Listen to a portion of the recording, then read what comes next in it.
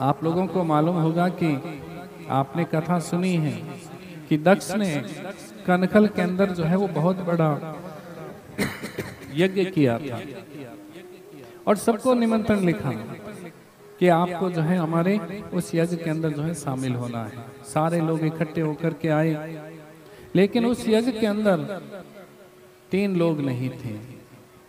शिव को तो बुलाया ही नहीं था, निमंत्रण ही नहीं दिया था, लेकिन भगवान विष्णु को और ब्रह्मा को निमंत्रण दिया था। लेकिन नारायण ने कहा कि जिस यज्ञ के अंदर शिव ना हो, महादेव ना हो, उस यज्ञ के अंदर मुझे नहीं जाना है, मैं नहीं जाऊंगा। और जिस यज्ञ के अंदर ब्रह्मा ना हो, उस स्थान के ऊपर मैं कैसे जाऊंगा। तो ऐसा कहा कि उसी समय कहा है कि ब्रह्मा जी जब जाने लगे तो नारायण ने पूछा था कि कहाँ जा रहे हो।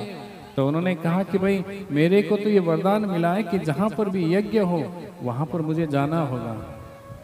देखो अभी शिव महापुराण रूपी यज्ञ चल रहा है, तो इसका मतलब है कि यहाँ पर ब्रह्मा जी भी आए हुए हैं, यहाँ पर नारायण भी आए हुए हैं, और शिव को तो हमने बुलाया है। जहाँ शिव है वहाँ नारायण है, और जहाँ नारायण है वहाँ पर ब्रह्मा का भी वास है। तो इस कारण से ब्रह्मा जी गए नहीं, तो उस वक्त जो है पत्र लिखा था सबको कि आप सबको आना है, और लेटर लिख करके सब देवताओं को दिया, और नीचे नोट लिखा था कि आप रहते कहीं पर भी हो, लेकिन आपको आना कहाँ से है, कैलाश पर्वत के ऊपर से आना है। और इसका मतलब क्या हुआ कि दक्ष जो है वो महादेव को नीचा दिखाना चाहते थे। और हमारे शास्त्रों में गुरुजनों ने ऐसा कहा है कि अगर किसी को नीचा दिखाने के लिए अगर कोई पूजा करते हो, कोई पाठ करते हो, कोई यज्ञ करते हो, तो वो पूजा, वो पाठ, वो यज्ञ जो है कभी भी सफल नहीं हो सकता है। हमें किसी को नीचा नहीं दिखाना है, सबके सम्मान को, सभी के मान को जो है वो बढ़ाना होगा। तो उस समय जो है वो सारे देवता लोग वहां पर गए। तो माँ पार्वती ने उस समय, सती ने उस समय कहा था कि हे महादेव, हे भोलेनाथ, ये कहाँ जा रहे हैं। तो उस समय महादेव ने कहा कि तुम्हारे पिता के घर जा रहे हैं। पिता के घर? अरे महादेव, ये पिता के घर जा रहे हैं और मैं यहाँ पर बैठी हूँ। अब एक स्त्री का एक स्वभाव होता है, जब वो ससुराल में होती है तो उसे पीहर की याद आती है, और जब वो पीहर में होती है तो ससुराल की याद आती है। ये एक स्त्री का स्वभाव होता है।